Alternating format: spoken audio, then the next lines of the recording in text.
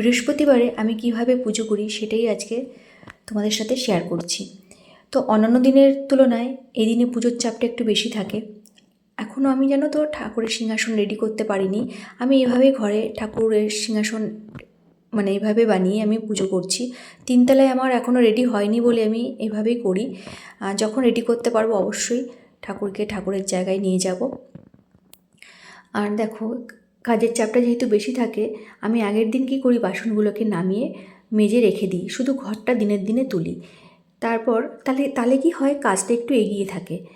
আর তারপর দেখো, আমি সব ঠাকুরকে নামিয়ে স্নান করিয়ে তাদেরকে মুছিয়ে, যাদেরকে সিঁদুরে ফোঁটা দেওয়ার তাদেরকে সিঁদুরে ফোঁটা দিয়েছি, যাদেরকে চন্দনের ফোঁটা দেওয়ার তাদেরকে চন্দনের ফোঁটা দিয়েছি, দিয়ে তারপর সবাইকে তুলসী পাতায় চন্দন মাখিয়ে সবাইকে দিয়েছি। দেওয়ার পরে ঘটে স্বস্তিক এঁকে নিলাম। এবার সবাইকে রেডি করে দিয়েছি, এবার সবাইকে সবার জায়গায় বসিয়ে দিলাম। এবার ঘরটাকেও দেখো বসিয়ে দেবো।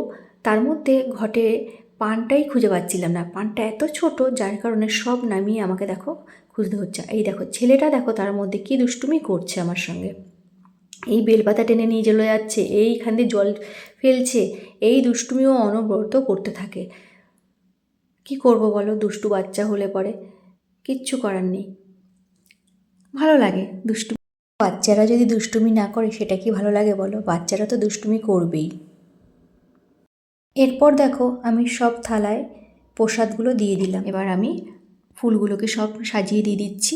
খুব তাড়াহুড়ো করে করছি, কেন কি 3টে বেজে গেছে, সবাই আমার জন্য অপেক্ষায় বসে আছে। আমি যাব, তারপর সবাই খেতে বসবে, তাই জন্য খুব তাড়াহুড়ো করে পুজো দিচ্ছি। প্রদীপটা রেডি করে ফেললাম। এবার ওই জায়গাটা আমি একটুখানি পরিষ্কার করে নেবো, একটু অগোছালো থাকলে না ভালো লাগে না। পরিষ্কার পরিচ্ছন্ন করে দেখো আমার পরিষ্কার করা হয়ে গেছে। এখন আমি শঙ্খ ফু দিয়ে দিলাম, আর এখানে একটু ধূপকাঠি আর প্রদীপ দেখিয়ে দিলাম। আমার পুজো মোটামুটি কমপ্লিট হয়ে গেছে।